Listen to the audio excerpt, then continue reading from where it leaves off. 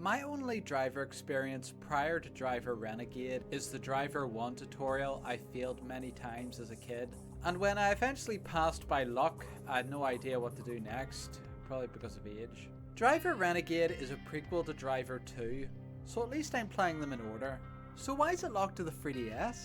Because it was panned by critics. The campaign is semi-12 missions in different areas of the city, crash into 5 buildings made of glass, which also provide nitrous, crash and destroy a car, crash and destroy 20 cars, drive into a safe zone. You get the idea. You were Tanner, ex-NYPD officer who lost faith in the police system. So he takes the law into his own hands and we pursue a killer by car to his hideout. They get out and our hero has a gun pointed at him a stone's throw away. Is Tanner forced back into his car to drive away? No. He immediately closes the distance using a crowbar and he beats the gunman to death with.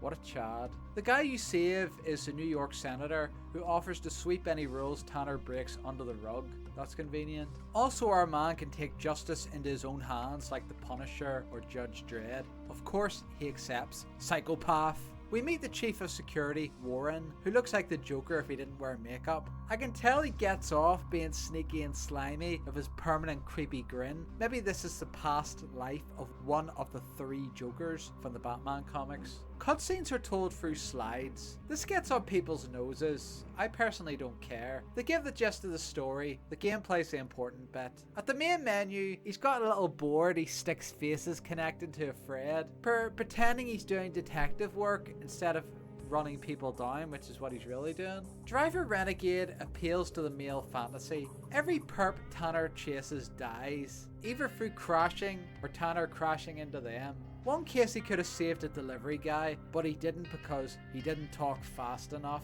One early mission, he busts prostitute rings disguised as massage parlors, just like real life. This is to flush out the ringleader who's tricking wannabe actresses into working for him for gigs. This game released 7 years before Harvey Weinstein's arrest, by the way, so clearly a lot of people knew what was going on. Of course, Tanner saves the hot woman from the boss who assaulted her after his parlors were destroyed. Tanner kills him in road rage and gets the girl. Now all of a sudden, they're madly in love and acting like an old married couple. Thankfully, we only get glimpses because it's back to driving and destroying public property. It's impressive the whole city being crammed onto the 3DS. Sure, it's bland, but it's a massive sandbox to drive fast in. There's even traffic which appears instantly from the low draw distance which you can adapt to, all to keep the gameplay fluid. There's the occasional glitch when my car leaps into the air for a few seconds. Changes nothing, but it's worth mentioning. I like to bump the 3D on the 3DS on a smidge to make the graphics pop,